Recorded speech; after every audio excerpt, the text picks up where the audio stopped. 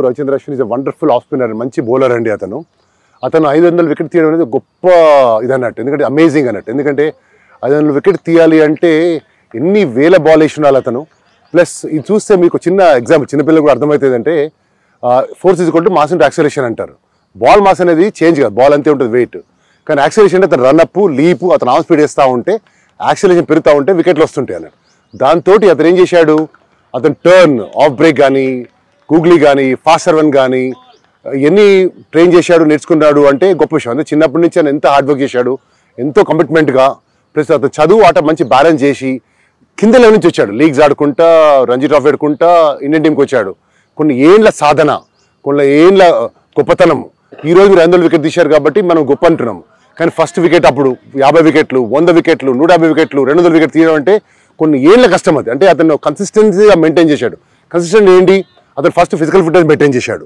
Physical fitness అంటే ఇక్కడ లావు కాకుండా, బక్క కాకుండా ఒకటే లెవెల్లో ఉండడం. రెండోది అతని సెల్ఫ్ డిసిప్లిన్ మనం అప్రిషియేట్ చేయాలి. సెల్ఫ్ డిసిప్లిన్ అంటే ఏది ఉన్నా లేకున్నా పొద్దుల ప్రాక్టీస్ చేయడము, సాయంత్రం ప్రాక్టీస్ చేయడము, తర్వాత అతని ఫ్యామిలీ బ్యాలెన్స్ చేయడము.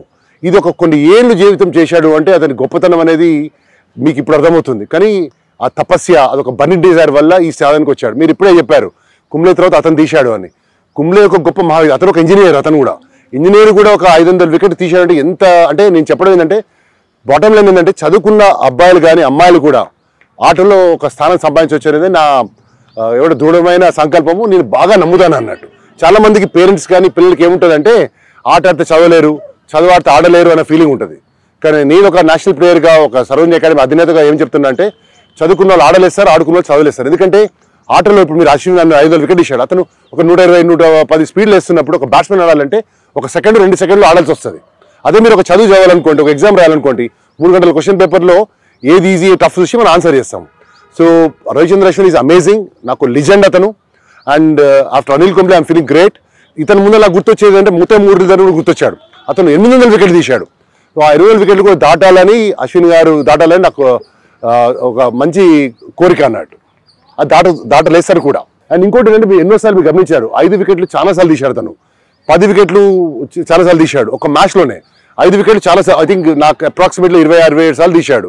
10 వికెట్లు ఒక 2 ఇన్నింగ్స్ 11 సార్లు తీశాడు. అంటే ఆల్మోస్ట్ ఒక 27,000 స్టెప్పులు వాళ్ళు వికెట్లు ఇస్తానికి పడ్డది అంటే ఎంత గొప్ప విషయం అనేది.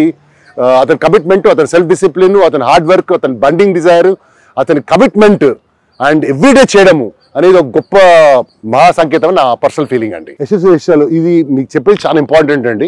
నేను ఒక హై పవర్డ్ కోచ్గా నుంచి నేను పర్సనల్గా విన్నాను.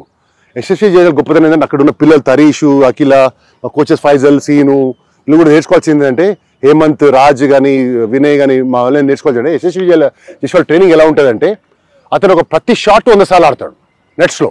అంటే కవర్ డ్రైవ్ 100 సార్లు, మిడ్ ఆఫ్ డ్రైవ్ 100 సార్లు, మిడ్ ఆన్ డ్రైవ్ 100 సార్లు, మిడ్ వికెట్ డ్రైవ్ 100 సార్లు, ప్రతి షాట్ 100 సార్లు ఆడినాక అతను 6లు కొట్టాలని క్లియర్ చేశాను. ఏంటంటే ఒక బేస్బాల్ బ్యాట్ తీసుకొని, గ్లౌజ్ వేసుకొని, ఆ బేస్బాల్ అంటే మన బ్యాట్ నార్మల్ విడ్త్ 10.8 సెంటీమీటర్స్ ఉంటుంది. బేస్బాల్ దాని సగం ఉంటుంది అంతే, పొడుగుండి ఇంత రౌండ్ ఉంటుంది. ఆ బ్యాట్ తోటి బాల్ వేస్తుంటే అతను రోజు 100 సార్లు గ్రౌండ్ క్లియర్ 110-100 మీటర్లు క్లియర్ చేస్తాడు. అతను ఆడుతుంటే అతని చేతులకి ఇట్లా వాపులు వచ్చాయట. అంటే అంటారు చూడండి, ఇట్లా బ్లడ్ బయటకు వచ్చాయట. అయినా కూడా తను ప్లాస్టర్ వేసుకొని మళ్ళా కొట్టేటోట. ఈ రోజు మీరు అన్న డబుల్ సెంచరీ 100 ఉన్నారు, మీరు ఈ రోజు చూస్తున్నారు. కానీ అతను ఆడిన విధానం అతను చూస్తే అతను బ్యాక్ ఉన్న హార్డ్ వర్క్, అతను కమిట్మెంట్ చూడాల్సిందంటే రోజు ఒక్కో షాట్ 200 సార్లు ఆడాలంటే ఎంత కమిట్మెంట్ ఉండాలి, ఎంత హార్డ్ వర్క్ ఉండాలి. ప్లస్ రోజు 100 సార్లు 100 మీటర్లు క్లియర్ చేయాలంటే చేతులు కాలు ఎంత బలం ఉండాలి. చేసినాక కూడా మళ్ళీ అదే ప్రాక్టీస్ చేస్తుంది. కాబట్టి ఈ రోజు అంత ఫాస్టెస్ట్గా 200 కానీ 100 కానీ టకటగా ఆడేస్తున్నాడు. సో ఇట్లాంటి అద్భుతాలు చూడాలంటే మా ఏ పిల్లగాళ్ళైనా, ఏ అబ్బాయి కానీ నాకు అర్థమైంది ఏంటంటే కష్టపడ్డ అబ్బాయి కానీ కష్టపడ్డ అమ్మాయి కానీ నేను ఫెయిల్ కావడం నేను చూడలేదు అనేది ఒక నిదర్శనం అతను. సో అతన్ని ఆదర్శంగా తీసుకొని మా కోచ్లు కానీ, మా పిల్లలు కానీ, సర్వజన అకాడమీలో కానీ ఆ పిల్లలు ట్రైనింగ్ ఇస్తే వాళ్ళు కూడా నెక్స్ట్ యశస్వి జైస్వాల్ కానీ, నెక్స్ట్ రవిచంద్ర అశ్విన్ కానీ అలా అవుతారని నా పర్సనల్ ఫీలింగ్ అండి. సర్ఫరాజ్ గారు అనేది నాకు మిరాకిల్ అండి. నాకు అర్థమైంది ఏంటంటే మన భారతదేశంలో కష్టపడితే ఎవరైనా దేశానికి ఆడొచ్చిన ఫీలింగ్ వచ్చింది. అతని స్టోరీ చదివాను నేను, మన బ్యాటింగ్ చూశాను. ఇంత బాగా రన్అట్ వల్ల రవీంద్ర జడేజాతో మిస్అండర్స్టాండింగ్ అవుట్ అయ్యాడు. కానీ ఆయన కొట్టిన 62 రన్లు కూడా చాలా బాగా కొట్టాడు. ప్లస్ ఒక హంబుల్ బ్యాక్గ్రౌండ్ నుంచి వచ్చాడు. వాళ్ళ ఫాదరే కోచ్, వాళ్ళ ఫాదరే మెంటరు అండ్ ఒక పెళ్ళైన వ్యక్తి ఆ లెవెల్కి వచ్చి ఆడడం అంటే ఎంత గొప్ప విషయం అనేది. అంటే ఇది ఒక లివింగ్ లిజెండ్ ఎగ్జాంపుల్ అన్నట్టు. అతను ఫస్ట్ మ్యాచ్లో రాగానే ప్రూవ్ చేయడము, రన్అట్ కాగానే ఫీల్ కాకపోవడము, అతను అనిల్ కుంబ్లే టెస్ట్ క్యాప్ ఇవ్వడము అనేది ఏంటంటే ప్రతి ఒక్క అబ్బాయి కానీ అమ్మాయి కానీ క్రికెట్ ఆడేలో ఒక డ్రీమ్.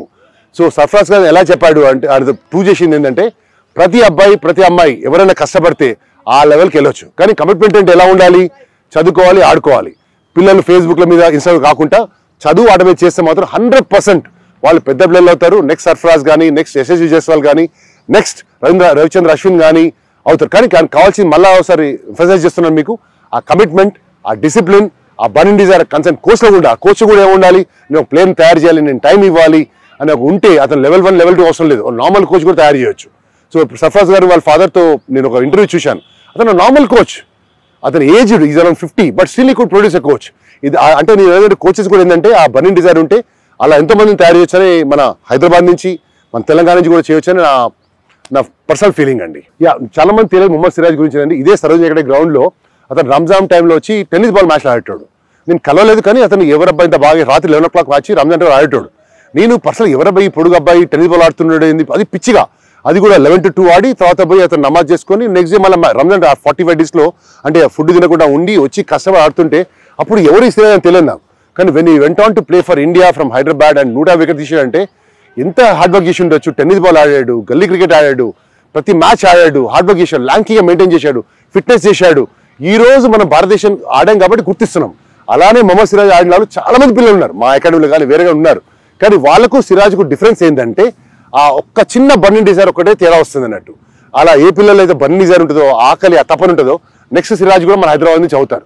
కానీ అతను నేను రాత్రి చూసినప్పుడు అతను ఉన్న కషి, అతను ఉన్న పట్టుదల, అసలు నేను ఆడేటప్పుడు 91 నేషనల్ బెస్ట్లో ఉన్నప్పుడు నాకు ఆ గుర్తు వచ్చింది అన్నట్టు. కానీ అతను ఆ లెవెల్ పోవడం కూడా నాకు చాలా గొప్ప అనిపించింది. ప్లస్ సరోజిని అకాడమీలో అతను మ్యాచ్ ఆడడము, రాత్రి ఆడడము, నా కళ్ళ ముందులు ఆడడము అతనికి తెలియదు నేను చూస్తున్నట్టు, ఇక్కడ జస్ట్ ఇక్కడ కూర్చొని వాచ్ చేస్తున్నాను అనేది నాకు ఒక అదృష్టంగా నేను భావిస్తున్నాను.